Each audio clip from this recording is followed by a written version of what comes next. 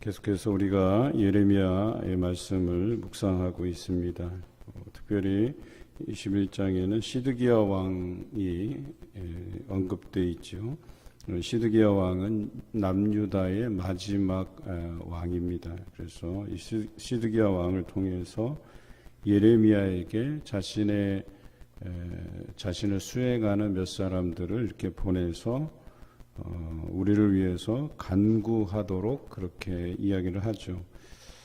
참으로 어찌 보면 하나님 앞에서 그들의 행할 바는 아니라는 생각을 해봅니다. 이미 시드기야는 유다의 마지막 왕이지만 그 전 한 4대를 거슬러 올라가서 요시야 왕 때에 그 여선지자 훌다를 통해서 너희 나라가 이제 망할 것이다 이렇게 확정이 되거든요. 그러면 그때로부터 사실은 지금까지 그 마지막 왕인 시드기야 때까지 많은 시간들의 여유가 있었어요. 그러면 그 가운데에서 하나님 앞에 자신들의 그 범죄함을 인하여서 회개할 수 있는 기회가 충분히 있었다는 거예요. 그래서 그들이 죄를 알고 나서 하나님께서 이 나라를 다른 손에 넘기시겠다고 그렇게 계속해서 경고를 했더라면 그들의 자세가 달라져야 한다는 것이죠. 예를 들어서 니느웨 같이 요나 선지자를 통해서 그들의 회개를 촉구하는 그런 메시지를 전달했을 때에 이 니느웨는 사실 하나님을 섬기는 백성이 아니었었어요. 또한 이스라엘의 적국이었죠. 그런데 그 적국의 심장부였던 니느웨를 향해서 하나님의 심판의 메시지를 전했을 때 그들은 어떻게 했습니까? 목욕 재개하고 그 재 위에 털푸덕 앉아서 무릎 꿇고 그 죄를 뒤집어 쓰면서 하나님 앞에 회개했던 모습을 우리가 기억합니다. 그런데 하나님께서 선택한 이 남유다가 그 하나님의 심판의 메시지가 전달되었음에도 불구하고 회개하지 않다가 이 시드기야 때에 느부갓네살 왕이 이제 이 예루살렘을 쳐들어오게 돼요. 그래서 당장 이제 예루살렘이 함락되기 직전까지 이렇게 몰리게 되는 상황에 처하게 돼요. 그러니까 어때요? 그동안 하나님의 그 심판의 메시지를 전달한 예레미야 선지자에게 사람을 보내서 너희가 우리를 위해서 좀 간구해 달라 이렇게 이야기하는 거예요. 엄밀히 따지면 왕부터 하나님 앞에 무릎 꿇고 정말 회개해야 될 그런 상황에 옷을 찢고 제 위에 앉아서 하나님께 회개해야 될 그런 사람이 오늘 2절에 나와 있는 것처럼 느부갓네살 왕이 우리를 친히 청건대 우리를 위하여 여호와께 간구하라. 자신들이 울며 불며 기도해도 건져줄까 말까 하는 상황에서 자신들이 하나님 앞에 회개하는 게 아니라 네가 더 하나님 앞에 가까우니까 예레미야 선지자가 우리를 위해서 좀 기도하게 하라고 사람을 보낸 거예요. 뭐 왕이 친히 간 것도 아니에요. 그러니까 그 마음의 중심에 하나님께 참되게 회개하는 마음이 없었다라고 하는 것입니다. 그런데 예레미야가 그들에게 대답하되 너희는 시드기야에게 이같이 말하라. 이스라엘의 하나님 여호와께서 이와 같이 말씀하시되 보라 너희가 성 밖에서 바벨론의 왕과 또 너희를 애워싼 갈대아인과 싸우는데 쓰는 너희의 손의 무기를 내가 뒤로 돌릴 것이요 그것들을 이 성 가운데 모아 드리리라 그랬어요. 내가 든 손과 강한 팔 곧 진노와 분노와 대노로 친히 너희를 칠 것이며. 누가 친다 그랬어요? 하나님께서 치신다 분명히 말씀하고 계셔요.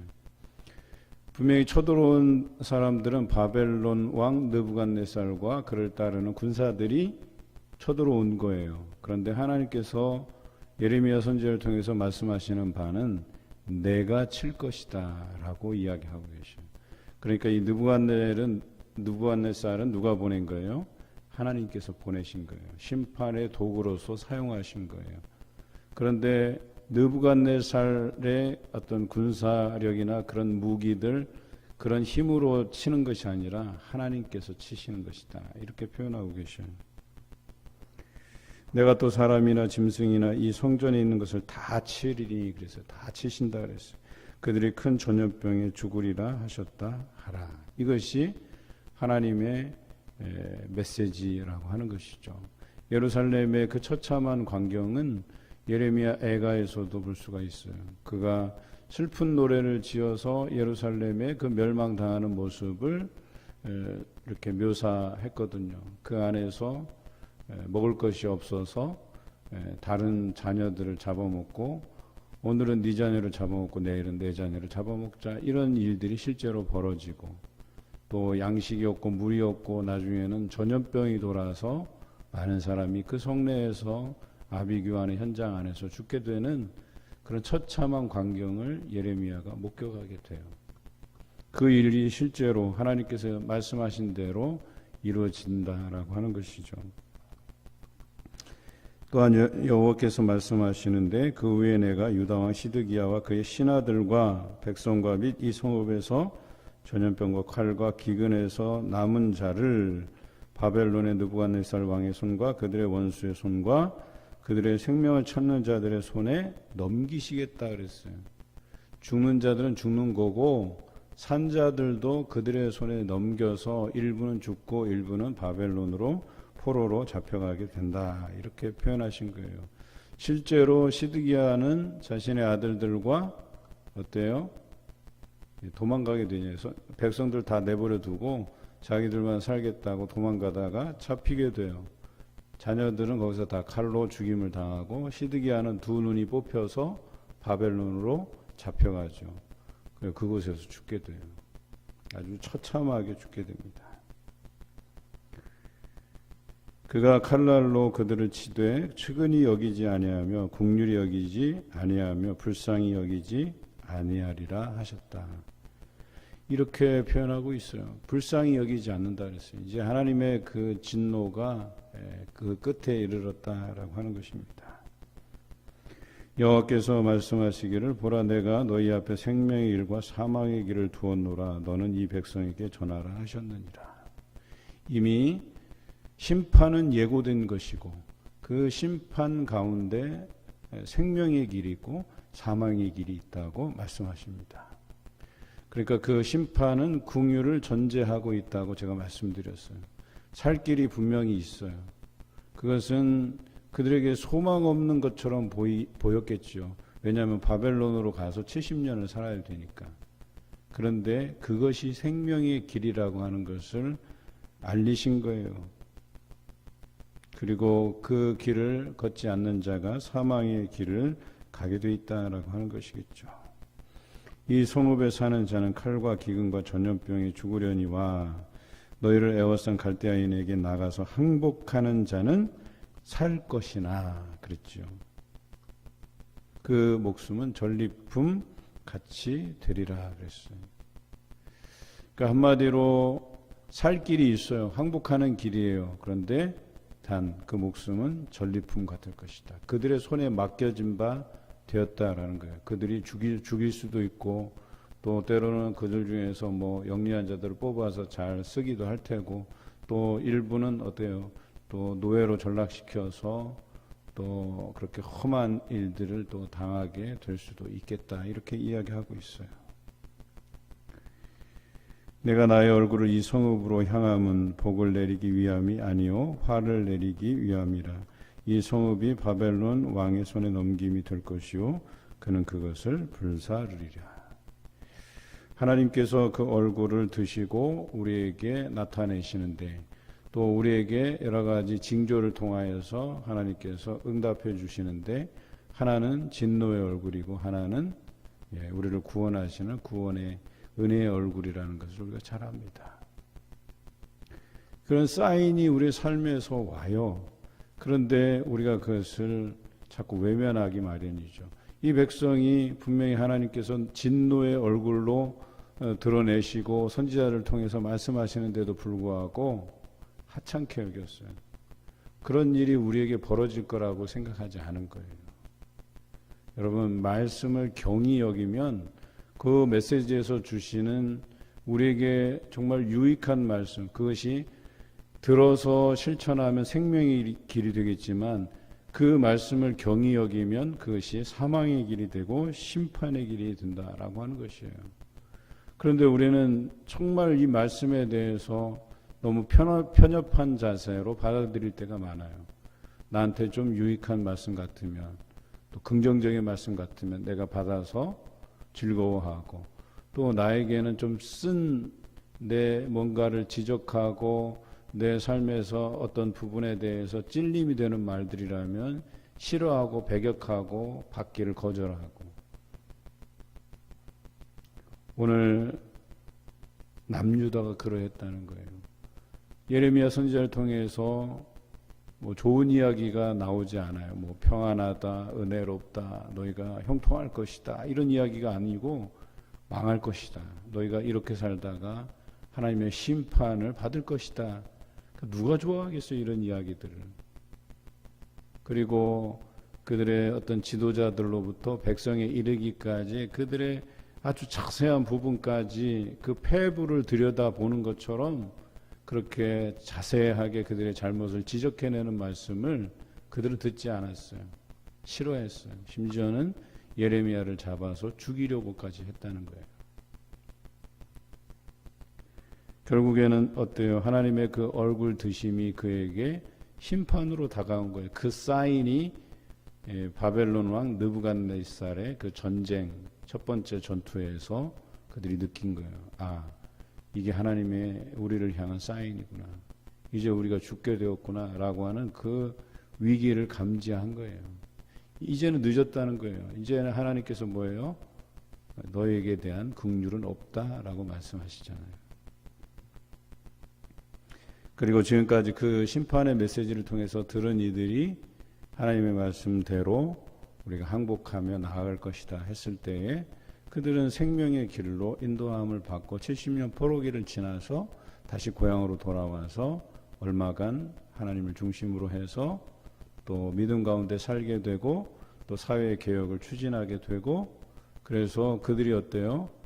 구약 성경에서 말하는 세 황금 세대가 있어요. 그 황금 세대 중에 한 세대를 이루면서 살아가게 된 거예요. 그들이 심판을 당해서 나라를 잃고 70년 포로기를 지냈지만 그 이후에 구약에서 말하는 3대 황금 세대 중에 한 세대를 이루면서 살았다는 거예요. 전성기를 살았다는 거예요. 얼마나 감사한 일입니까?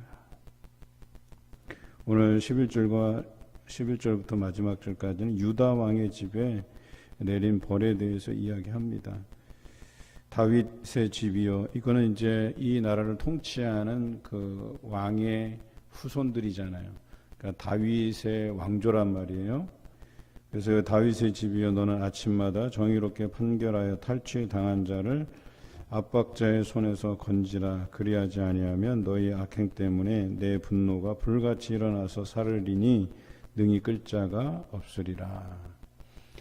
하나님께서 다윗 왕가에 대한 영원한 어떤 왕위를 약속하셨잖아요. 그런데 물리적인 왕위는 이제 여기서 끝나버려요. 여기서 대가 한번 끊기게 되는 거예요. 왜냐하면 여기서 말한 것처럼 그 탈취당한 자를 압박자의 손에서 건지라 그랬어요. 불쌍한 사람들, 그 악행 때문에 고생하는 사람들을 보호하고 그들을 위할 그런 임무가 그들에게 있었지만 그렇게 하지 않았다는 거예요. 13절에 보면 골짜기와 평원 바위의 주민아 보라, 너희가 말하기를 누가 내려와서 우리를 치리요, 누가 우리의 거처에 들어오리요 하거니와 나는 내 대적이라. 내가 너희 행위대로 너희를 벌할 것이요, 내가 또 수풀에 불을 놓아 그 모든 죄를 살으리라. 역대 왕들 중에 그 유다의 마지막 그 네 왕들이 그 행위가 좋지 않았어요. 요시야 왕 때까지만 해도 히스기야를 지나서, 또 물론 히스기야의 아들이 잘못했지만 또 다시 그 요시야 왕 때 와서는 심판이 확정돼 있음에도 불구하고 자신이 할 수 있는 최선의 노력을 했어요. 그런데 그 뒤에 마지막 네 왕들은 뭐 나라가 그렇게 되건 말건 그들의 관심사 안에는 자기 백성들을 돌볼 그런 왕으로서의 리더로서의 그 역할들 감당하는데 소홀했다는 거예요. 그랬더니 하나님께서 뭐예요? 그들을 치시겠다.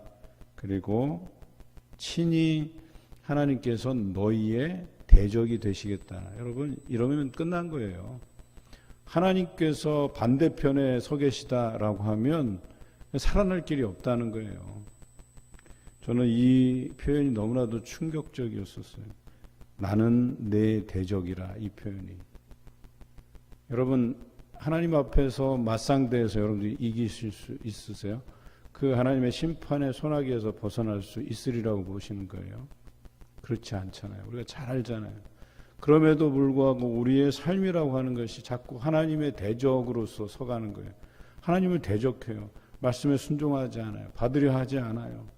항상 하나님의 반대편에 서서 행하는데 하나님께서 이런 선언을 하시기 전에 이미 나는 하나님의 반대편에 서서 하나님을 마주보고 그렇게 하나님을 향해서 불순종하고 하나님보다 더 나은 다른 것들을 찾으려 하고 다른 신들을 섬기려 하고